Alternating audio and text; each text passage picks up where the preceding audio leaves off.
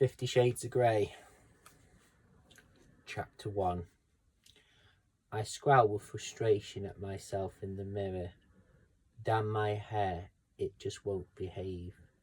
And damn Catherine Kavanagh for being ill and subjecting me to this ordeal. I should be studying for my final exams, which are next week, yet here I am trying to brush my hair into submission. I must not sleep with it wet. I must not sleep with it wet.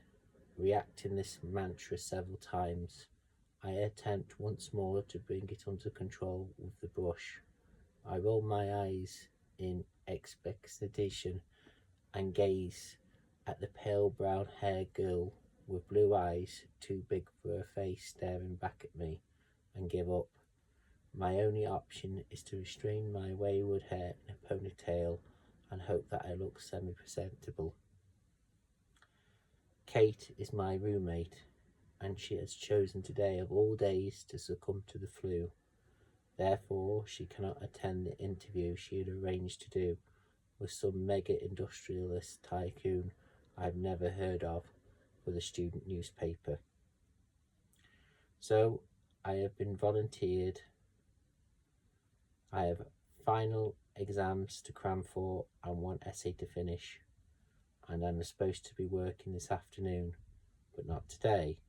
I have to drive 165 miles to downtown Seattle in order to meet this enigmatic CEO of Great Enterprise Holdings Inc. As an exceptional entrepreneur and major manufacturer for our university, his time is extraordinarily precious, much more precious than mine. But he has granted Kate an interview, a real coup, she tells me.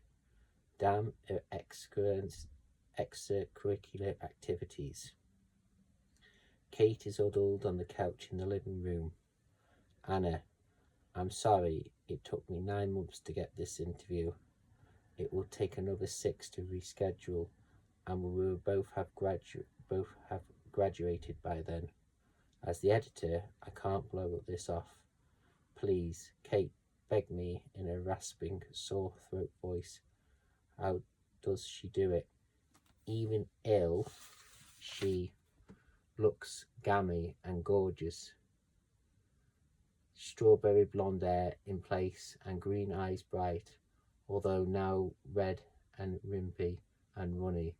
I ignore my pang of unwelcome sympathy. Of course I'll go, Kate. You should get back to bed. Would you like some Nonquil or Tiol? Ninquil, please. Here are the questions and my digital recorder. Just press record here, make notes, and I'll transcribe it all. I know nothing about him, I murmur, trying and falling to express my raising panic. The questions will see you through. Go, it's a long drive. I don't want you to be late. Okay, I'm going. Get back to bed. I'll make you some soup to heat up later. I stare at her fondly. Only for you, Kate, would I do this. I will. Good luck. And thanks, Anna. As usual, you're my lifesaver.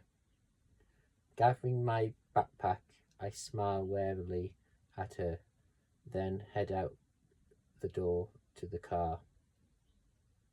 I cannot believe I have left Kate talk me into this, but then Kate can talk anyone into anything. She will make an exceptional journalist.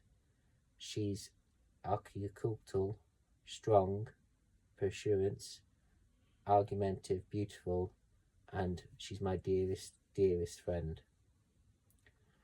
The roads are clear as I set off from Vancouver, Washington towards Interstate 5. It's early and I don't have to be in Seattle until 2 this afternoon. Fortunately, Kate has lent me her sporty Mercedes CLK. I'm not sure Wanda, my old VW Beetle, would make the journey in time. Oh, the Merc is fun to drive, and the miles slip away as I hit the pedal to the metal. My destination is the headquarters of Mr. Gray's global enterprise.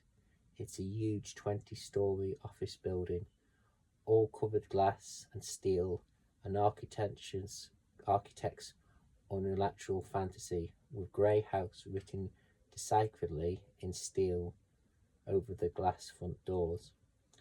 It's a 1:45 when I arrive, greatly relieved that I am not late, as I walk into the enormous and frankly intimidating glass, steel and white sandstone lobby. Behind the solid sandstone desk, a very attractive groomed blonde young woman smiles pleasantly at me. She's wearing the sharpest charcoal suit and jacket and white shirt I have ever seen. She looks immaculate. I'm here to see Mr. Gray. Anastasia Steele for Catherine Kavanagh. Excuse me one moment, Miss Steele. She arches her eyebrow and stands self-consciously before her. I'm beginning to wish I borrowed one of Kate's formal blazers rather than my worn navy blue jacket. I have made an effort and worn my one and only skirt, my sensible brown kneed length boots and a blue sweater. For me, this is smart.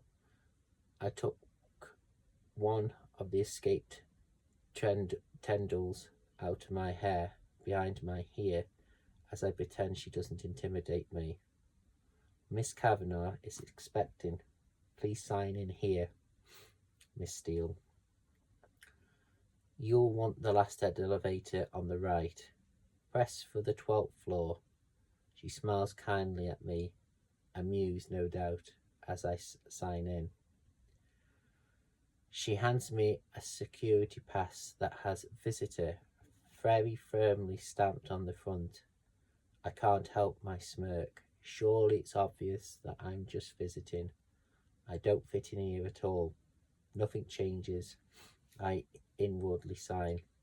Thanking her, I walk over to the bank of the elevators and past the security men, who are both far more smartly dressed than I am in their well-cut black suits. The elevator whisks me at a terminal velocity to the 12th floor. The doors slide open and I'm in another large lobby, again all glass, steel and white sandstone. I'm confronted by another desk of a sandstone and another young blonde woman, this time dressed impeccably in black and white, who rises to greet me. Miss Steele, could you wait here, please? She points to a separated area of white leather chairs. Behind the leather chairs is a spacious glass-walled meeting room with an equally spacious dark wood table and at least 20 matching chairs around it. Beyond that, there is a floor-to-ceiling window with a view of the Seattle skyline that looks out through the city towards the Sound. It's a stunning vista, and I momentarily paralyzed by the view. Wow,